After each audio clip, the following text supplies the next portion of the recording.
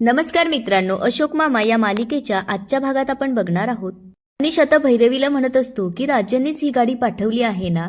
आता कन्फर्मेशन झाल्यानंतर काळजी करायचं काहीच काम नाहीये, कारण आता मी या गाडीसोबत जाणार आहे. त्यामुळे ही गाडी आता डायरेक्ट सुकटनकर फूड्समध्ये जाईल. तेव्हा आता भैरवीची आई तिला म्हणते की भैरवी, तू काळजी करू नकोस, आता अनिश आहे ना. आता इकडे अनिश ती गाडी दुसऱ्याच रूटला घेऊन आलेला असतो. तेव्हा तो ड्रायव्हर विचारू लागतो, हा रस्ता सुकटनकर फूड्सकडे तर जात नाहीये, आपण कुठे आलो? तेव्हा आता अनिश त्याला म्हणतो, माझं जरा काम होतं, 1 मिनिट. असं म्हणून आता अनिश गाडीच्या खाली उतरतो आणि गाडीचा आणि त्या ड्रायव्हरचा फोटो काढतो. तेव्हा अनिश त्याला म्हणतो की मागच्या वेळेस जो काही प्रकार झाला होता तो पुन्हा होऊ नये, त्याच्या सिक्युरिटीसाठी मी हे सगळं करतोय. आता अनिश त्याला म्हणतो की माझं जरा 2 मिनिट काम आहे, तू इथंच थांब. असं म्हणत आता अनिश गाडीच्या मागे जातो. तितक्यात आता राधा मामी भिकाऱ्याच्या वेशात येते. तेव्हा आता ती अनिशला विचारू लागते की मी कशी दिसते. तेव्हा अनिश म्हणतो, खूप छान दिसते, आता तू तुझं काम कर. त्यामुळे आता राधा मामी पुढे येऊन ड्रायव्हरकडे भीक मागत त्याला नादी लावत असते आणि त्याला म्हणत असते की 4 दिवसापासून जेवण केलं नाहीये, देवाच्या नावाने मला काहीतरी दे. तेव्हा आता तो तिला म्हणतो की माझ्याकडे नाहीये, पुढे जा.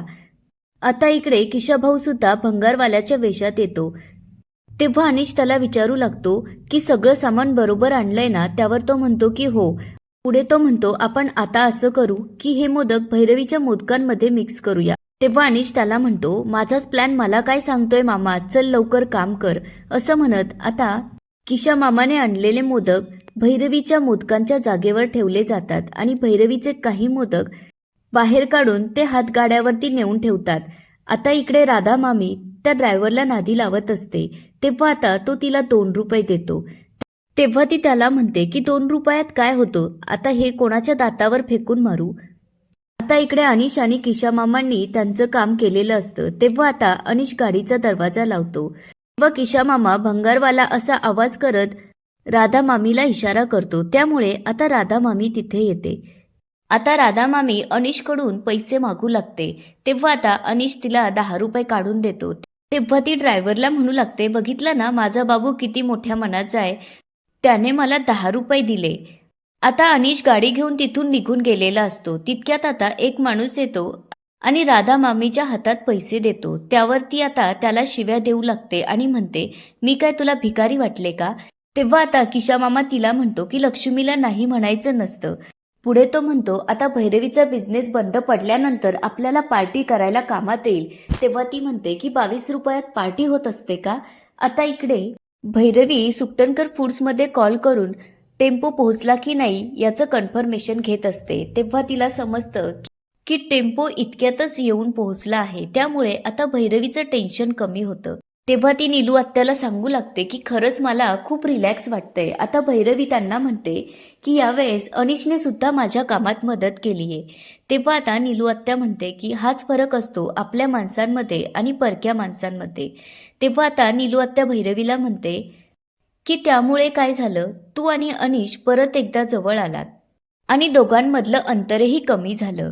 तेव्हा आता भैरवी म्हणते की खरंच, आणि ही खूप मोठी गोष्ट आहे माझ्यासाठी. मी तर अनिशला म्हणत होते की तुला जॉबमध्ये इंटरेस्ट नाहीये तर तू माझा बिझनेस जॉईन कर.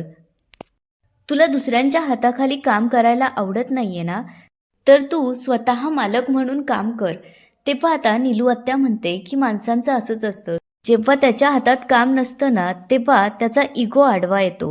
त्यामुळे घरात चिडचिड होते. तितक्यात आता रुपाली तिथे येते आणि भैरवीला म्हणू लागते की भैरवी, माझ्या आईच्या घरी सत्यनारायणाची पूजा आहे, त्यामुळे मी आईला सांगून आले की यावेळेस आपण प्रसाद म्हणून मोदक वाटूया. त्यामुळे आता भैरवी आणि निलिमा आत्या खूप खुश होतात. तेव्हा आता रुपाली म्हणते की सगळीकडे तुझ्या मोदकांची चर्चा आहे, त्यामुळेच मी ठरवलं की यावेळेचे मोदक तुझ्याकडूनच घ्यायचे. त्यावर आता भैरवी त्यांना म्हणते, अरे वा, चांगली गोष्ट आहे, तर मग सुकटनकर फूड्समधून पाहिजे तेवढे मोदक घ्या. त्यावर आता रुपाली तिला म्हणते की नाही भैरवी, हे बघ, तू सुकटनकर फूड्सला मोदक दिलेत तेव्हा ते त्याच्यावरती 2 पैसे जास्त मिळून नफा कमावणार. माझं त्यावरही म्हणणं नाहीये, पण मला असं वाटतं तिथून आणण्यापेक्षा मी तुला ऑर्डर द्यावी, त्यामुळे माझे 4 पैसे वाचतील. त्यावर भैरवी त्यांना स्पष्ट नकार देते आणि म्हणते की मी असं करू शकत नाही, कारण मी सुकटणकर फूड्ससोबत कॉन्ट्रॅक्ट केला आहे. त्यावर आता रुपाली म्हणते की हे बघ, माझा जर फायदा होणार असेल तर मी कोणाला जाऊन सांगणार आहे. त्यावर आता भैरवी म्हणते, हे बघा, प्रश्न सांगण्याचा नाहीये तर नियमाचा आहे आणि मी नियम तोडू शकत नाही. त्यावर आता रुपाली म्हणते, ठीक आहे, मग मी तिथेच जाते, असं म्हणत ती रागातच तिथून निघून जाते. तेव्हा आता नीलू आत्या भैरवीचं कौतुक करत म्हणू लागते की खरंच अगदी दादाची सून शोभतीयेस. दादा सुद्धा असाच विचार करत असतो. त्याने उभ्या आयुष्यात 1 रुपयाचा सुद्धा कधी फ्रॉड केला नाही. तितक्यात आता अनिश इरा ईशानला घरी घेऊन आलेला असतो. तेव्हा भैरवी घड्याळात बघून विचारू लागते, अरे इरू ईशान, तुम्ही लवकर आलात. तुमचा संस्कार वर्ग सुटायला अजून अर्धा तास बाकी होता. तेव्हा आता अनिश तिला म्हणतो की मी तिकडून येतच होतो, त्यामुळे त्यांना घेऊन आलो. मी विचार केला की बाबांचाही फेरा वाचेल. तेव्हा आता भैरवी म्हणते की बाबा ऑलरेडी त्यांना घ्यायला निघाले आहेत, त्यामुळे आता त्यांचा फेरा पडणारच आहे. तेव्हा आता अनिश तिला म्हणतो की तू आता लगेचच त्यांना फोनवर कळव. तेव्हा इरा ईशान म्हणतात की त्याची काही गरज नाहीये, कारण आमच्या निविताई आहेत ना, त्या आजोबांना सगळं सांगतील की अनिश काका येऊन इरा ईशानला घेऊन गेला. तेव्हा इरा म्हणू लागते, तसं पण आता आजोबा त्यांची फेवरेट कॉफी पिण्यात बिझी असतील. असं म्हणून ते तिथून पळून जातात.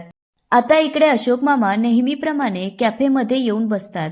तेव्हा नेहमीप्रमाणेच वेटर त्यांच्यासाठी कॉफी आणि बिस्किट घेऊन येतो आणि तिथून जाऊ लागतो. तेव्हा आता अशोक मामा त्याला आवाज देत थांबवतात आणि म्हणतात की तू न चुकता माझ्यासाठी कॉफी आणि बिस्किट घेऊन येतोस, पण मी एक गोष्ट विसरलोय. तुला मी आजवर टीप दिली नाहीये, त्यामुळे आज मी तुला टीप देणार आहे. त्यावर तो एकदम खुश होतो. तेव्हा आता अशोक मामा खिशातून पैशाचं पाकिट काढू लागतात, पण त्यांच्या खिशामध्ये पाकिटच नसतं.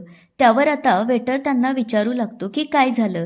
तेव्हा ते सांगू लागतात, माझं पैशाचं पाकिटच सापडत नाहीये. त्यावर तो म्हणतो की दुसऱ्या खिशात असेल. त्यावर अशोक मामा म्हणतात की मी सगळे खिसे चाचपडून बघितले, पण पाकिट नाहीये. तेव्हा आता वेटर त्यांना म्हणतो की कदाचित घरी विसरले असाल. त्यावर अशोक मामा म्हणतात की माझं चांगलं लक्षात आहे, येताना मी माझं पाकिट घेऊन आलो होतो. तेव्हा आता त्यांना खूप टेन्शन येतं आणि ते म्हणतात, आता मी माझ्या मुलांना कसं परत घेऊन जाऊ. तितक्यात आता भैरवीचा फोन येतो. तेव्हा ते तिला सांगू लागतात की मी इथे पोहोचलोच आहे. त्यावर आता भैरवी म्हणते की बाबा, त्याची काहीच गरज नाहीये, कारण अनिश ऑलरेडी मुलांना घरी घेऊन आला आहे. त्यामुळे आता अशोक मामा फोन ठेवतात. तेव्हा तिथे उभा असलेला वेटर अशोक मामांना विचारू लागतो की तुम्ही राहायला कुठे आहात. त्यावर आता अशोक मामा सांगतात की गुलमोहर सोसायटी, अंधेरी वेस्ट. त्यावर आता तो म्हणतो, इतक्या लांब, मग आता तुम्ही कसे जाल. त्यावर अशोक मामा म्हणतात की मी पायी जाईन. असं म्हणत आता ते तिथून जाऊ लागतात. तितक्यात आता निविताई तिथे येतात आणि त्यांना म्हणतात, काय माझगावकर, तुम्ही निघालात. तेव्हा आता वेटर त्यांना सांगू लागतो की त्यांच्या पैशांचं पाकिट हरवलं आहे, त्यामुळे त्यांच्याजवळ पैसे नाहीयेत, म्हणूनच ते जात असणार. त्यावर आता अशोक मामा त्याला म्हणतात, आता अख्ख्या गावभर सांगत फिर. तेव्हा आता निविताई त्यांना म्हणतात, हे काय माझगावकर, तुम्ही कॉफी सुद्धा संपवली नाही. त्यावर अशोक मामा म्हणतात की काय ना, मला जरा घाई आहे. त्यावर आता वेटर सांगू लागतो की त्यांच्याजवळ पैसे नसल्यामुळे ते आता अंधेरी वेस्टला पायी जाणार आहेत. त्यामुळे आता निविताईंना जरा आश्चर्य वाटू लागतं आणि त्या अशोक मामांना म्हणू लागतात की तुम्ही आधी बसा, मी तुम्हाला कंपनी देते, त्यानंतर मी तुम्हाला ड्रॉप करेन. आता निविताई वेटरला अशोक मामांसाठी गरमागरम कॉफी आणायला सांगतात आणि अशोक मामांना म्हणू लागतात, त्या दिवशी तुमची कॉफी मी घेतली होती ना, तर आता माझी कॉफी तुम्ही घ्या.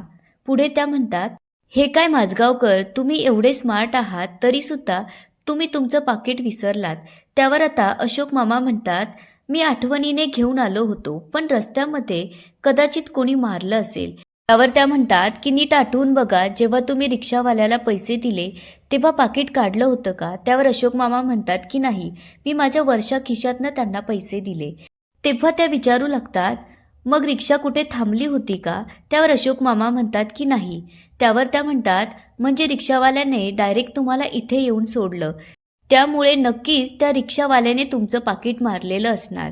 तेव्हा आता अशोक मामा हसू लागतात आणि त्यांना म्हणतात, तुम्ही अगदी पोलिसांसारखी इन्क्वायरी करत आहात. पुढे ते म्हणतात, अरे मी विसरलोच, तुम्ही तर पोलीस खात्यातच होत्या. तेव्हा आता निविताई त्यांना म्हणतात, माझगावकर तुम्ही कॉफी घ्या, मी एक फोन करून आले. असं म्हणत आता त्या फोन करण्यासाठी बाजूला जातात. आता इकडे भैरवीच्या टेम्पोमध्ये भेसळ असलेले मोदक ठेवल्यामुळे सगळेजण खूप खुश होतात आणि विचार करू लागतात की आता भैरवीचं आणि राजांचं कसं होईल. तितक्यात आता अनिशच्या मोबाईलवरती स्वप्नाचा फोन येतो. आता अनिश जेव्हा फोन उचलतो तेव्हा स्वप्ना खूप खुश होते आणि त्याला आय लव्ह यू म्हणू लागते.